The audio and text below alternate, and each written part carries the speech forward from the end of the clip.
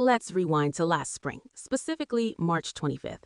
That is the day President Trump signed Executive Order 14248, a document he decided to title Preserving and Protecting the Integrity of American Elections, presumably because Operation Stop Counting the Votes I Don't Like wouldn't fit on the letterhead. This particular order was a laundry list of election restrictions, but the headline act was a mandate effectively banning vote-by-mail systems that count ballots received after Election Day, even if they were postmarked on time. It also demanded proof of citizenship for federal forms and threatened to withhold funds from the Election Assistance Commission if states didn't comply. Essentially, it was a ransom note written on White House stationery. Well, I have some good news for you. On Friday, U.S. District Judge John H. Chun, sitting in the Western District of Washington, took that executive order and, essentially, fed it into a wood chipper.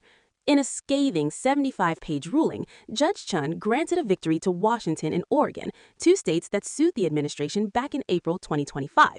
The judge didn't mince words. He wrote, and I quote, "The Constitution assigns no authority to the president over federal election administration."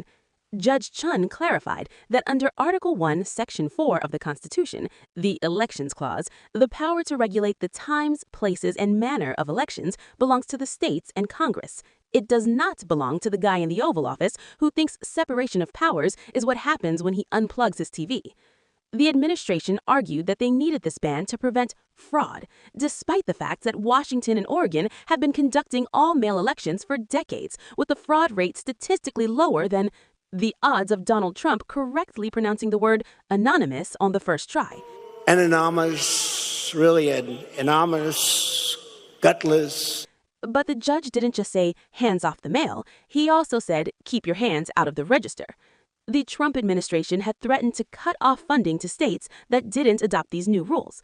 Judge Chun ruled that the president has no authority to unilaterally impose new conditions on federal funds or to thwart congressional will by canceling appropriations. This is the key. The ruling confirms that the executive branch cannot treat federal funding like an allowance it can withhold just because the states didn't clean their room. The unitary executive theory, the idea that the president is the CEO of America, just hit a brick wall in Seattle.